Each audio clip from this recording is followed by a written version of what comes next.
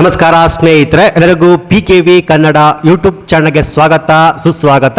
ರಾಜ್ಯ ಸರ್ಕಾರದಿಂದ ಗೃಹಲಕ್ಷ್ಮಿ ಯೋಜನೆಯ ಪ್ರತಿಯೊಂದು ಫಲಾನುಭವಿಗಳಿಗೆ ರಾಜ್ಯ ಸರ್ಕಾರ ಭರ್ಜರಿ ಬಂಪರ್ ಗುಡ್ ನ್ಯೂಸ್ ಅನ್ನು ಕೊಟ್ಟಿದ್ದು, ಇವತ್ತು ಬುಧವಾರ ತಾರೀಕು 14ರಂದು ಗೃಹಲಕ್ಷ್ಮಿ ಯೋಜನೆಯ 3 ಕಂತುಗಳು ಅಂದ್ರೆ ಒಟ್ಟು 6,000 ರೂಪಾಯಿ ಹಣ ಜಮಾ ಆಗುವ ಬಗ್ಗೆ ಖುದ್ದಾಗಿ ಮಹಿಳಾ ಮತ್ತು ಮಕ್ಕಳ ಕಲ್ಯಾಣ ಇಲಾಖೆ ಸಚಿವರಾದ ಲಕ್ಷ್ಮಿ ಹೆಬ್ಬಾಳ್ಕರ್ ಅವರು ಬಿಗ್ ಅಪ್ಡೇಟ್ಸ್ ಅನ್ನು ಕೊಟ್ಟಿದ್ದಾರೆ.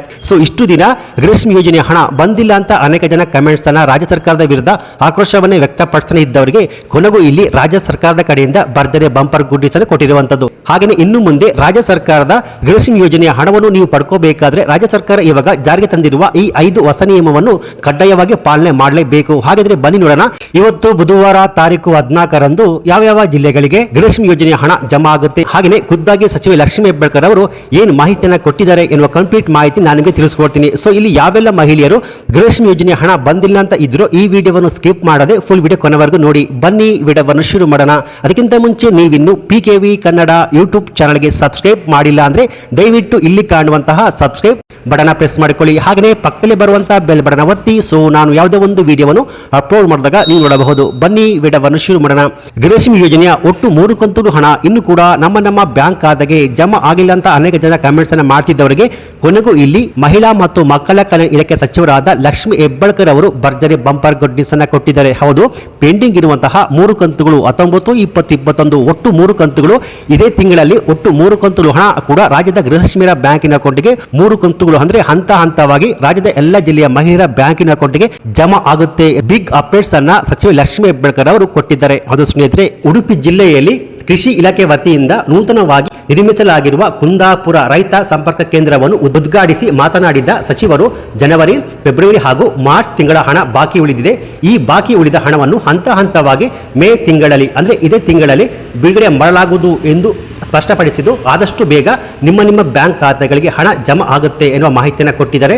ಬಾಕಿ ಇರುವ 3 ತಿಂಗಳ ಜನವರಿ, ಫೆಬ್ರವರಿ ಮತ್ತು ಮಾರ್ಚ್ ತಿಂಗಳ ಕಂತಿನ ಮೊತ್ತವನ್ನು ಮೇ ತಿಂಗಳಲ್ಲಿ ಹಂತವಾಗಿ ಬಿಡುಗಡೆ ಮಾಡುವ ನಿರ್ಧಾರವನ್ನು ಸರ್ಕಾರ ಕೈಗೊಂಡಿದೆ. ಈ ಕಂತುಗಳಿಗೆ ಹಣಕಾಸು ಇಲಾಖೆಯಿಂದ ಈಗಾಗಲೇ ಅನುಮೋದನೆ ಸಿಕ್ಕಿದೆ. ಅಂದರೆ FD ಇಂದ ಮಹಿಳಾ ಮತ್ತು ಮಕ್ಕಳ ಕಲ್ಯಾಣ ಇಲಾಖೆಗೆ ಹಣ ಟ್ರಾನ್ಸ್ಫರ್ ಆಗುವ ಬಗ್ಗೆ ಅಪ್ರೂವಲ್ ಸಿಕ್ಕಿದೆ. ಮೊದಲ ಕಂತು 1 ವಾರದಲ್ಲಿ, 2ನೇ ಕಂತು ಮುಂದಿನ ವಾರದಲ್ಲಿ ಹಾಗೂ 3ನೇ ಕಂತು ತಿಂಗಳ ಅಂತ್ಯದೊಳಗೆ ಫಲಾನುಭವಿಗಳ ಬ್ಯಾಂಕ್ ಖಾತೆಗೆ ಜಮಾ ಆಗಲಿದೆ ಎನ್ನುವ ಭರವಸೆಯನ್ನು ನೀಡಿದ್ದಾರೆ. ಹೌದು ಸ್ನೇಹಿತರೆ, ಸೊ ಇಲ್ಲಿ ಇಷ್ಟು ದಿನ ಗೃಹಲಕ್ಷ್ಮಿ ಯೋಜನೆಯ ಹಣ ಬಂದಿಲ್ಲ ಅಂತ ಇದ್ದವರಿಗೆ ಖುದ್ದಾಗಿ ಸಚಿವ ಲಕ್ಷ್ಮಿ ಹೆಬ್ಬಾಳ್ಕರ್ ಅವರು ಕುಂದಾಪುರದಲ್ಲಿ ಮಾಧ್ಯಮದವರು ಕೇಳಿದ ಪ್ರಶ್ನೆಗೆ ಸ್ಪಷ್ಟನೆಯನ್ನು ಕೊಟ್ಟಿದ್ದಾರೆ. ಹೌದು ಸ್ನೇಹಿತರೆ, ಸೊ ಇಷ್ಟು ದಿನ ಗೃಹಲಕ್ಷ್ಮಿ ಯೋಜನೆಯ ಹಣ ಬಂದಿಲ್ಲ ಅಂತ ಇದ್ದವರಿಗೆ ಕೊನೆಗೂ ಇಲ್ಲಿ ಸಚಿವ ಲಕ್ಷ್ಮಿ ಹೆಬ್ಬಾಳ್ಕರ್ ಅವರು ಭರ್ಜರಿ ಬಂಪರ್ ಗುಡ್ ನ್ಯೂಸ್ ಅನ್ನು ಕೊಟ್ಟಿದ್ದಾರೆ. ಹಾಗೆಯೇ ಇವತ್ತು ಬುಧವಾರ ತಾರೀಕು 14ರಂದು ಗೃಹಲಕ್ಷ್ಮಿ ಯೋಜನೆಯ ಜನವರಿ ತಿಂಗಳ 2,000 ರೂಪಾಯಿ ಹಣ ಯಾವೆಲ್ಲ ಜಿಲ್ಲೆಗಳಿಗೆ ಜಮಾ ಆಗುತ್ತೆ ಅಂದ್ರೆ ಹಂತವಾಗಿ ರಾಜ್ಯದ ಎಲ್ಲಾ ಜಿಲ್ಲೆಗಳಿಗೂ ಗೃಹಲಕ್ಷ್ಮಿ ಯೋಜನೆಯ ಜನವರಿ ತಿಂಗಳ ಅಂದ್ರೆ 19ನೇ ಕಂತಿನ ಹಣ ಜಮಾ ಆಗುತ್ತೆ ಎನ್ನುವ ಮಾಹಿತಿ ಲಭ್ಯವಾಗಿದೆ ಸ್ನೇಹಿತರೆ. ಹಾಗೆಯೇ ಸ್ನೇಹಿತರೆ, ಇನ್ನು ಮುಂದೆ 1,28,000 ಮಹಿಳೆಯರಿಗೆ ಗೃಹಲಕ್ಷ್ಮಿ ಯೋಜನೆಯ 19, 20, 21 ಹಾಗೆಯೇ ಯಾವುದೇ ಕಂತುಗಳ ಹಣ ಜಮಾ ಆಗುವುದಿಲ್ಲ. ಏನಕ್ಕೆ ಅಂದ್ರೆ ರಾಜ್ಯ ಸರ್ಕಾರ ಇವಾಗ ಜಾರಿಗೆ ತಂದಿರುವ ಈ 5 ಹೊಸ ನಿಯಮಗಳ ಪ್ರಕಾರ ಗೃಹಲಕ್ಷ್ಮಿ ಯೋಜನೆಯ ಹಣ ಇಂಥ ಮಹಿಳೆಯರ ಬ್ಯಾಂಕಿನ ಅಕೌಂಟ್ಗೆ ಜಮಾ ಆಗುವುದಿಲ್ಲ. ಸೊ ಆ ನಿಯಮಗಳು ಏನಪ್ಪಾ ಅಂದ್ರೆ, ಯಾವ ಮಹಿಳೆಯರು BPL ರೇಷನ್ ಕಾರ್ಡ್ ಇದ್ರೂ ಕೂಡ IT GST ಫೈಲ್ ಮಾಡಿಕೊಂಡು ಗೃಹಲಕ್ಷ್ಮಿ ಯೋಜನೆಯ ಹಣ ಪಡ್ಕೊಳ್ತಿದ್ರೆ ಅವರಿಗೆ ಇನ್ನು ಮುಂದಕ್ಕೆ ಗೃಹಲಕ್ಷ್ಮಿ ಯೋಜನೆಯ ಹಣ ಜಮಾ ಆಗುವುದಿಲ್ಲ. ಹಾಗೆ ಯಾವ ಮಹಿಳೆಯರು ಇನ್ನು ಕೂಡ ಆಧಾರ್ ಕಾರ್ಡ್ ಅಪ್ಡೇಟ್ ಮಾಡಿಲ್ವೋ ಅಂದ್ರೆ ಆಧಾರ್ ಕಾರ್ಡ್ ಪಡೆದುಕೊಂಡು 15 ವರ್ಷ ಆಗಿದ್ರು ಕೂಡ ತಮ್ಮ ಆಧಾರ್ ಕಾರ್ಡ್ ಅಪ್ಡೇಟ್ ಮಾಡಿಲ್ವೋ ಅಂತ ಮಹಿಳೆಯರಿಗೆ ಗೃಹಲಕ್ಷ್ಮಿ ಯೋಜನೆಯ ಹಣ ಜಮಾ ಆಗುವುದಿಲ್ಲ. ಹಾಗೆಯೇ ಯಾರು ಬ್ಯಾಂಕಿನ ಅಕೌಂಟ್ಗೆ ಆಧಾರ್ ಕಾರ್ಡ್ ಅಂದ್ರೆ DBT ಮೂಲಕ ಮಹಿಳೆಯರ ಬ್ಯಾಂಕಿನ ಅಕೌಂಟ್ಗೆ ಹಣ ಜಮಾ ಆಗಬೇಕು ಅಂದ್ರೆ ಮಹಿಳೆಯರು ಕಡ್ಡಾಯವಾಗಿ ಬ್ಯಾಂಕಿನ ಅಕೌಂಟ್ಗೆ ಆಧಾರ್ ಕಾರ್ಡ್ ಅನ್ನು ಲಿಂಕ್ ಮಾಡಬೇಕು, ಅಂತವರಿಗೆ ಮಾತ್ರ ಹಣ ಜಮಾ ಆಗುತ್ತೆ. ಸೊ ಹೀಗಾಗಿ ಯಾವ ಮಹಿಳೆಯರು ಬ್ಯಾಂಕಿನ ಅಕೌಂಟ್ಗೆ ಆಧಾರ್ ಕಾರ್ಡ್ ಲಿಂಕ್ ಮಾಡಿಲ್ವೋ ಅವರಿಗೆ ಗೃಹಲಕ್ಷ್ಮಿ ಯೋಜನೆಯ ಹಣ ಜಮಾ ಆಗುವುದಿಲ್ಲ.